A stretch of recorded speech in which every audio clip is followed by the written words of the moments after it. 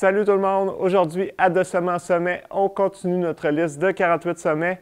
On part dans toutes les directions et on monte les plus hautes montagnes du New Hampshire qui sont situées à l'ouest, à l'est, au nord et au sud.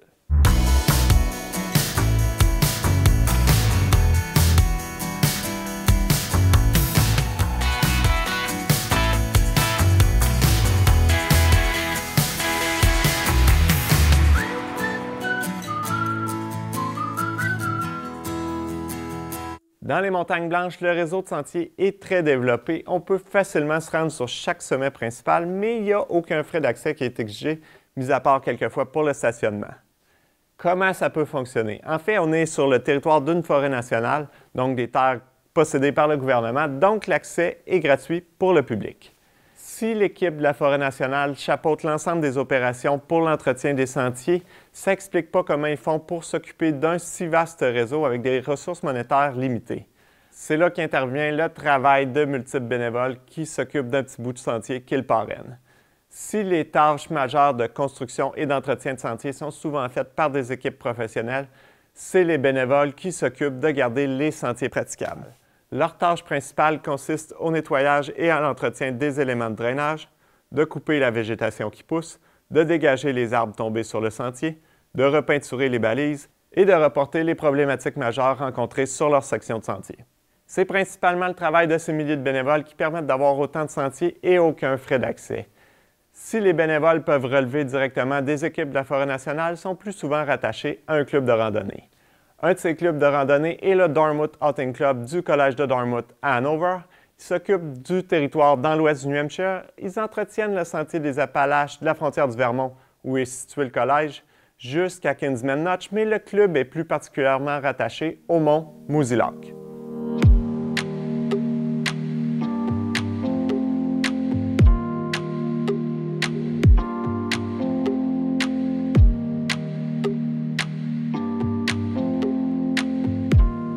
Le mont Moosilauke s'élève à 4802 pieds et à la montagne de plus de 4000 pieds la plus à l'ouest du New Hampshire. Son nom est dérivé de l'Abénaquis et signifie « l'endroit chauve » à cause de son sommet situé en zone alpine, dénudé de la présence des arbres. La randonnée est une boucle de 8,3 milles avec 2650 pieds de dénivelé et part du Moosilauke Ravine Lodge au pied de la montagne. En plus de passer par le sommet principal, le parcours choisi passe également par le sommet sud, offrant des vues en direction du Vermont.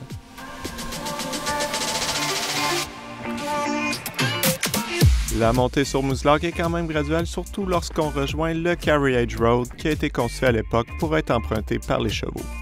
Arrivé sur le sommet sud, les vues sont splendides. On voit en direction du Vermont, sur le reste des montagnes blanches, mais surtout, on aperçoit le sommet principal. Les montagnes de notre liste sont généralement situées sur le territoire de la Forêt nationale, mais si on observe la carte de Moosilauke, on peut noter une zone plus foncée qui correspond au territoire possédé par le Collège de Dartmouth. Au fil des ans, grâce à la générosité de nombreux donateurs, il possède maintenant environ un tiers du territoire en haut de 2000 pieds sur la montagne. C'est pas pour rien qu'elle occupe une place primordiale dans les activités et l'histoire du Dartmouth Outing Club.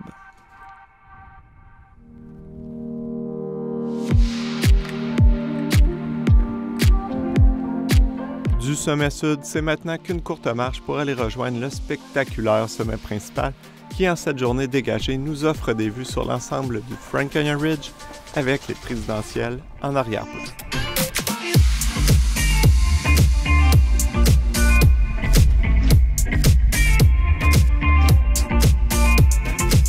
La randonnée dans son ensemble est relativement facile avec une bonne récompense au sommet.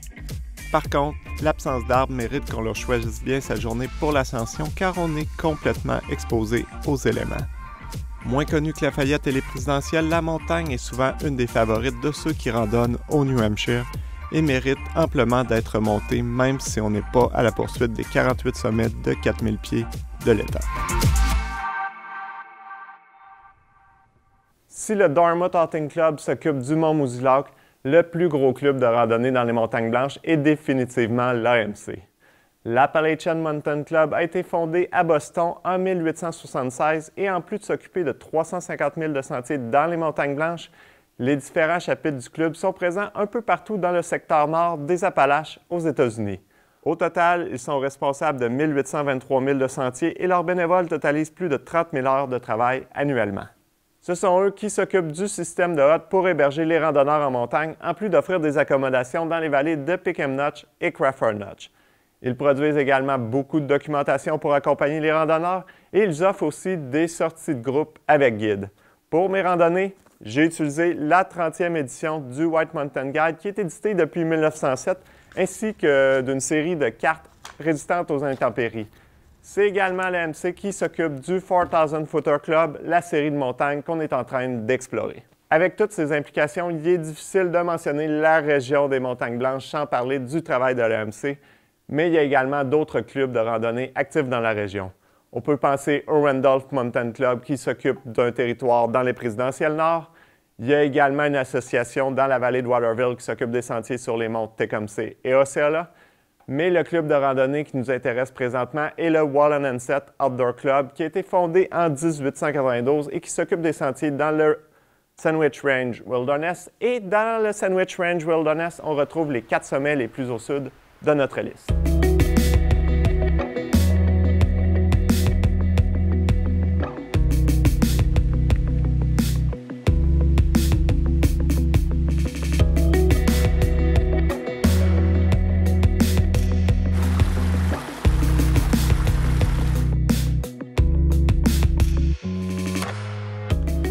Le mont Tripyramide a 3 sommets distinctifs expliquant l'origine de son nom. Il fut nommé ainsi par l'illustre cartographe Arnold Guyot. 2 de ces sommets font partie de notre liste. Le sommet nord à 4180 pieds d'altitude et le sommet du milieu à 4140 pieds. Le mont Whiteface, quant à lui, s'élève à 4020 pieds et son nom vient de ses falaises de granit situées près du sommet, offrant des vues sur le district des lacs. Passaconaway s'adresse à 4043 pieds d'altitude. Il est nommé d'après le chef amérindien des Pennacook qui habitait à la région lors de l'arrivée des premiers colons européens. La randonnée est une traversée de 17 000 avec 4950 pieds de dénivelé positif. Le point de départ et le point d'arrivée est situé sur la même route, le Kancamagus Highway, ce qui facilite le retour à son automobile en faisant du pouce. Les 4 sommets sont tous situés dans le Sandwich Range Wilderness et le sentier passe également sur le sommet des Sleepers.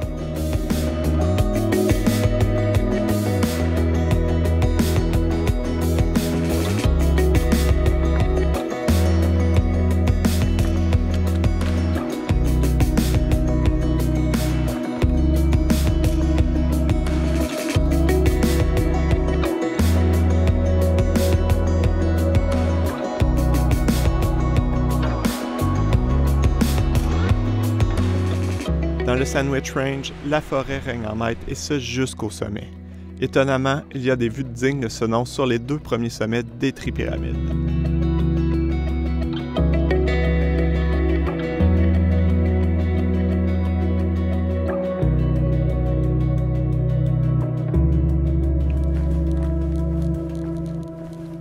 Passé le dernier sommet, on arrive peu de temps après à l'impressionnant éboulis sud que l'on devra descendre sur une courte section dans un terrain extrêmement technique avant de rejoindre le Kate Sleeper Trail.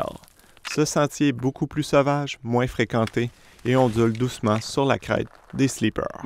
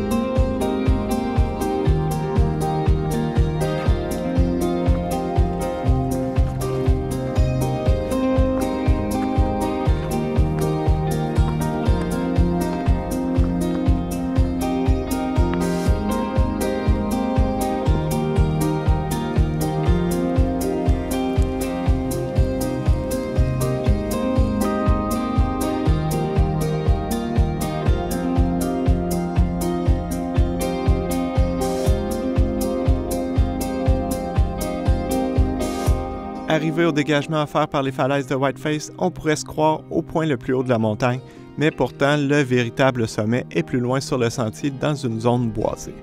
Ensuite, une marche de quelques kilomètres sur la crête nous permet de rejoindre notre dernier sommet de la journée, Pasakanawe, qui nous offrira des vues également spectaculaires.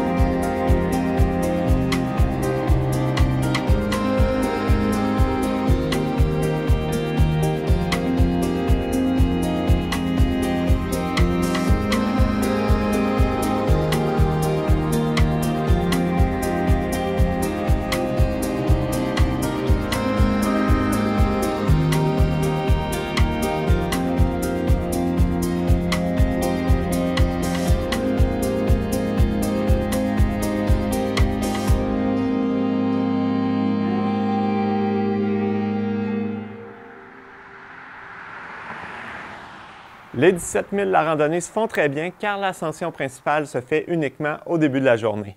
Ensuite, le sentier suit les lignes de crête des montagnes et ondule plus doucement entre les différents sommets. Le fait que la surface de marche soit moins rocheuse qu'ailleurs dans les montagnes blanches aide également à compléter la distance. Avec une météo parfaite, de très belles vues et un retour sur le pouce sans souci, la traversée du Sandwich Range est définitivement un de mes coups de cœur en randonnée cette année. Et maintenant que nous, on a vu les montagnes au sud, on va se concentrer sur les montagnes au nord, mais juste avant, on se quitte pour une courte pause.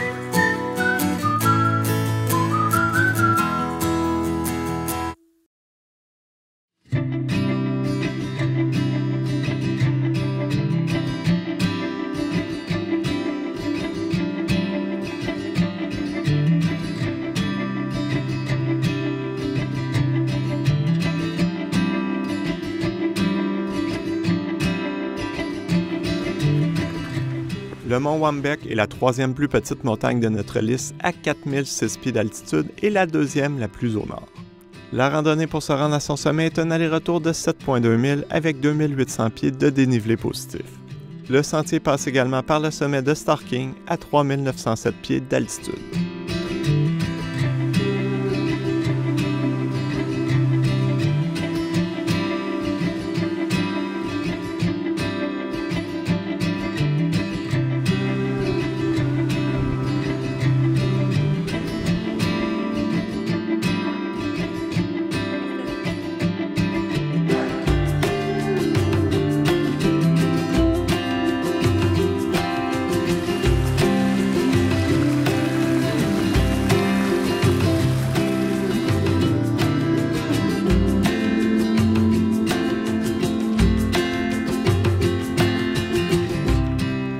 La montée sur Wambeck est plutôt graduelle et progressive et s'accomplit donc assez facilement. Arrivé au sommet de Starking, nous pouvons observer les vestiges d'une ancienne cheminée et si l'on pourrait croire qu'on est arrivé à destination, il faut toutefois continuer sur 1 mille avant d'atteindre le sommet de Wambeck.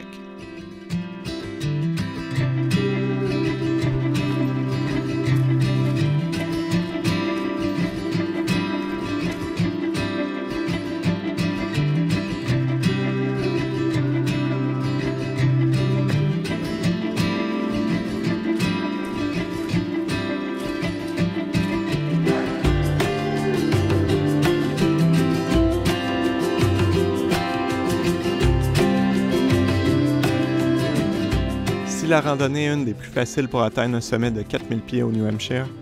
Malheureusement, les nuages nous ont empêchés d'avoir des vues lors de notre ascension.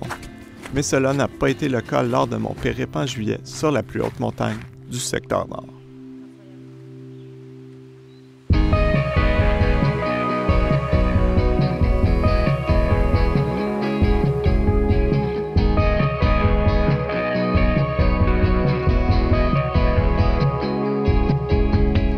Le mont Cabot s'élève à 4170 pieds et est la montagne de plus de 4000 pieds la plus au nord du New Hampshire. La randonnée pour se rendre à son sommet est un aller-retour de 10,6 milles avec 3350 pieds de dénivelé positif. Son sommet est sous le couvert forestier, mais le sentier nous offre également un court embranchement vers The Horn, où des vues s'ouvrent sur les montagnes environnantes.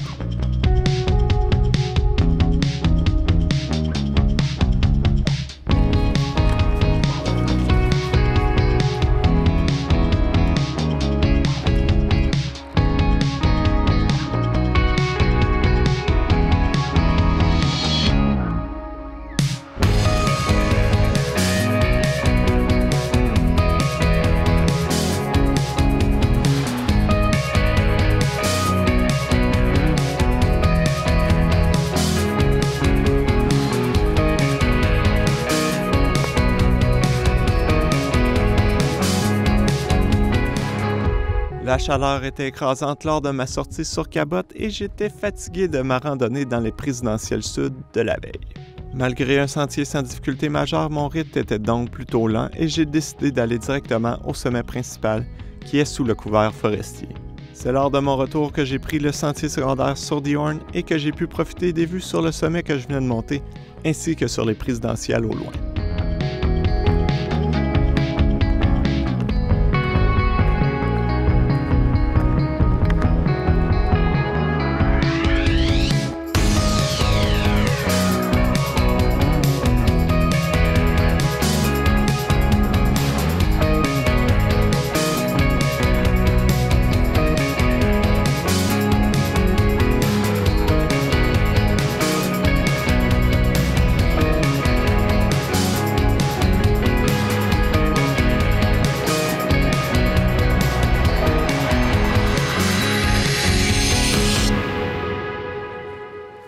En plus d'être couvert par un réseau de sentiers bien développé, la région des Montagnes Blanches est également traversée par 2 sentiers de longue randonnée.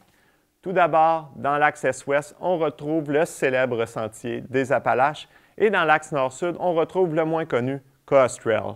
D'ailleurs, les monts Wambeck et le mont Cabot se retrouvent sur son parcours. Le Coast Trail est un sentier de randonnée qui a été rêvé par Kim Robert Nielsen en 1978, mais qui n'a été complété que dans les années 2000. Son parcours de 170 000 part de Crawford Notch et se rend jusqu'à la frontière canadienne où il connecte avec les sentiers frontaliers de l'Estrie. De là, on peut soit atteindre le mont Gosford ou le mont Mégantic, tous deux au Québec. L'Appalachian Trail est quant à lui un gigantesque sentier de 2190 milles. Partant du mont Springer en Georgie, il se rend jusqu'au mont Katahdin dans le Maine et en cours de route, il traverse 14 États américains. Rêvé par Benton MacKaye en 1921, il fut complété en 1937, en partie suite aux efforts dévoués de Myron Avery. Il fut désigné en 1968 comme un National Scenic Trail lors de la création du programme par le Congrès américain. Le sentier est identifié par des balises blanches de 2 pouces par 6 pouces tout au long de son parcours. Le mont Moriah est la montagne de 4000 pieds la plus à l'est sur le parcours de ce sentier au New Hampshire et Moosilock est celle la plus à l'ouest. Parlant de l'Appalachian Trail, c'est justement ce sentier que j'ai emprunté pour monter les montagnes les plus à l'est de notre liste. Je suis donc parti pour une sortie backpack de 3 jours avec mon ami Dominique pour explorer les monts Carter.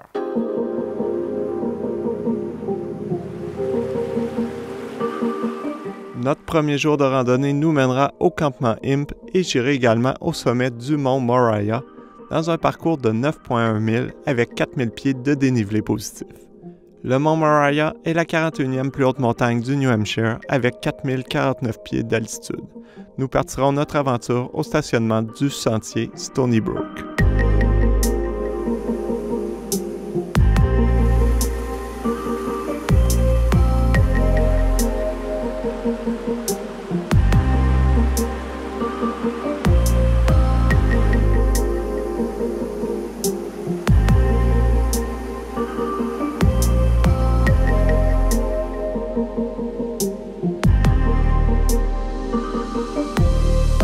Le sentier Stony Brook nous offre une montée plutôt agréable pour rejoindre le col entre les Carter et le mont Moriah. De là, nous prendrons la direction du campement Imp pour aller monter la tente et je reviendrai ensuite sur mes pas pour aller monter Moriah, la montagne la plus à l'est de notre liste.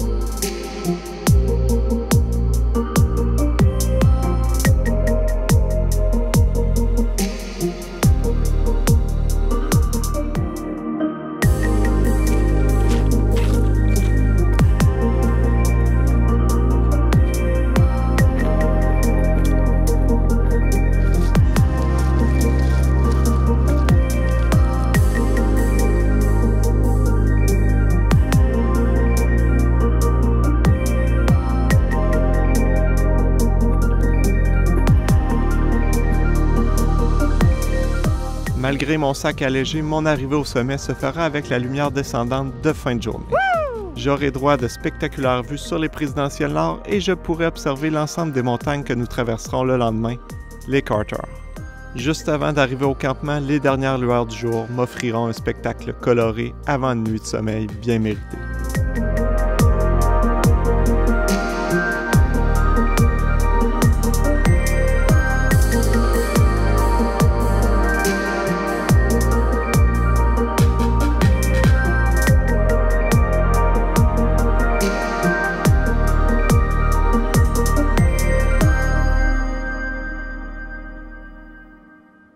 Notre deuxième jour de randonnée sera consacré à traverser les Carter dans un parcours de 7,6 milles avec 2600 pieds de dénivelé positif. Les Carter comportent 3 sommets dans notre liste, soit Middle Carter à 4610 pieds, South Carter à 4430 pieds et Carter Dome à 4832 pieds. Les sommets seraient nommés d'après un chasseur de la région, mais l'origine de la rumeur est incertaine. Le sentier passe également par le mont Height, qui, contrairement à ses voisins, offre une vue dégagée suite à l'incendie de son sommet en 1903.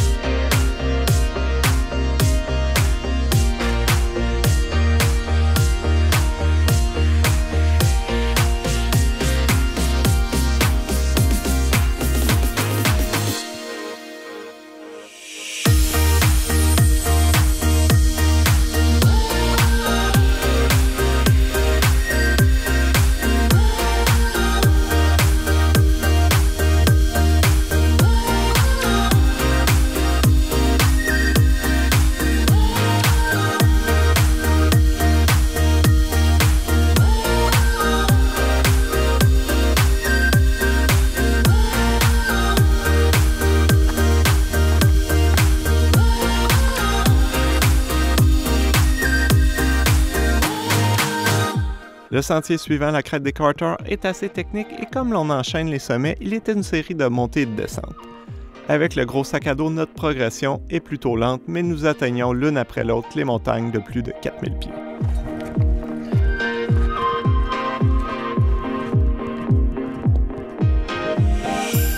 Étrangement, le meilleur point de vue de toute la randonnée se fait sur le sommet de Height, qui ne fait même pas partie de notre liste. De là, on peut apercevoir le plus haut sommet de la chaîne des Carter, Carter Dome, qui est notre ultime montagne pour la journée.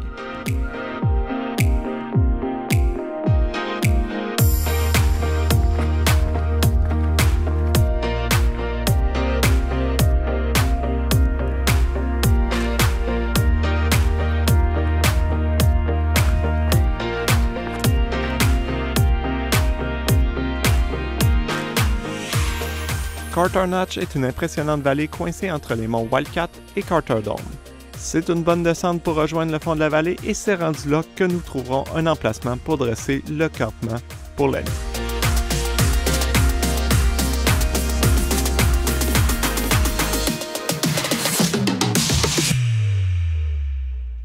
L'objectif de notre troisième jour de randonnée est de traverser les Wildcats.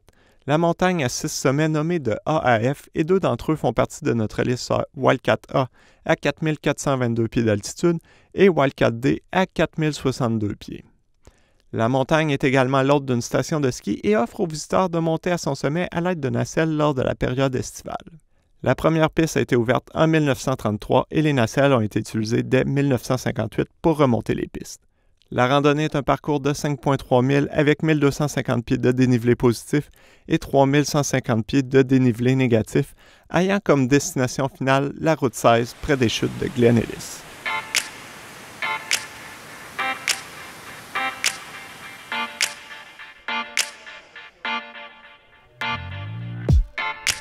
Il n'y a pas de sentier facile pour rejoindre les Wildcats et de Carter Notch, le sentier s'élève de plus de 1000 pieds sur à peine 0,7 milles pour rejoindre le sommet principal.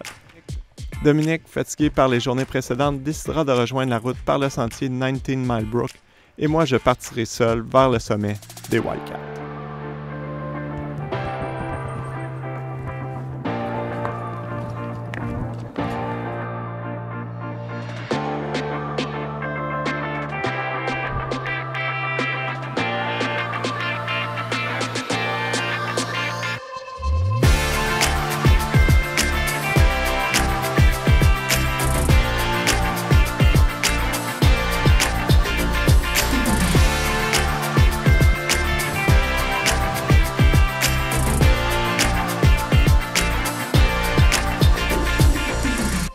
Suite à la montée initiale, le sentier nous amène ensuite sur chaque sommet de Wildcat et nous offre des vues sur le massif montagneux du mont Washington. C'est arrivé sur la plateforme d'observation de Wildcat D que les nuages quitteront finalement la cime de l'imposante montagne.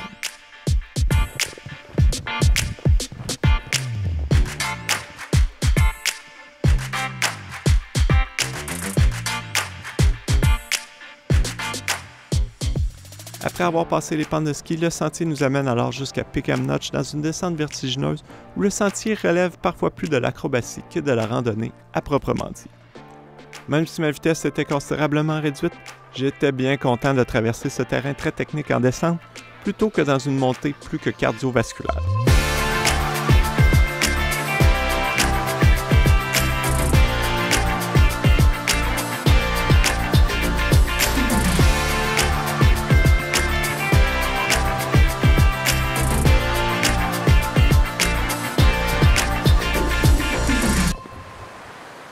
On a maintenant monté sur tous les sommets de plus de 4000 pieds en périphérie de la région des Montagnes Blanches, mais pourtant, il en reste encore beaucoup car la quantité de grosses montagnes au cœur de la forêt nationale est impressionnante.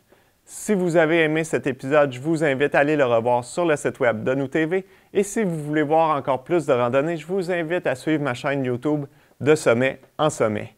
Nous, on se quitte sur des images des montagnes de cet épisode et on se dit à de prochains sommets.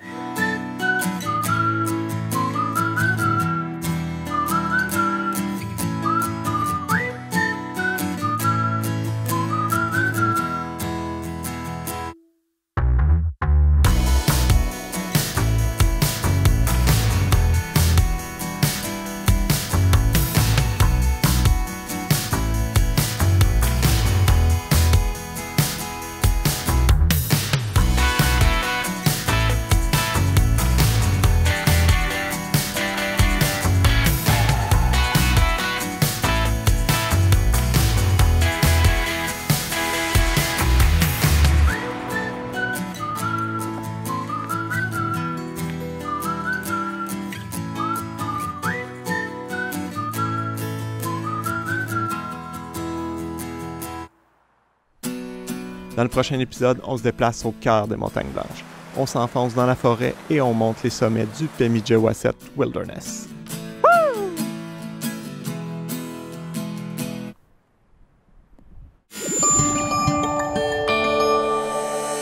Nous TV, fiers de faire rayonner notre communauté.